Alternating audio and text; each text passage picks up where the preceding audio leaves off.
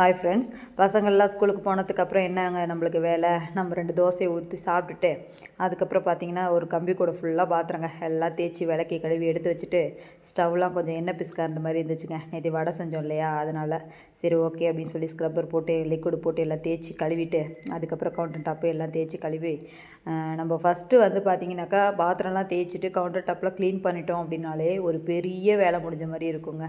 அதுக்கப்புறம் இதுக்கு இடையில பார்த்திங்கனாக்கா துணி துவைக்கிற வேலை, வீடு பெருக்கிற வேலை, அதையுமே இடையில பார்த்துட்டேங்க. ஃபோன் வேறு சுவிட்ச் ஆஃப் ஆகிட்டு சார்ஜ் போட்டேன். சரி ஓகே, எல்லா வேலையும் முடிச்சதுக்கப்புறம் ஒரு 12 போல் டீ குடிக்கணும் போல் இருந்துச்சுங்க. சரி கொஞ்சம் இஞ்சி தட்டி போட்டு ஏலக்காய் தட்டி போட்டு அப்படியே ரிலாக்ஸாக ஒரு டீ குடிக்கலாம் அப்படின்னு சொல்லிட்டு கொஞ்சம் டீயை போட்டு குடித்தேங்க.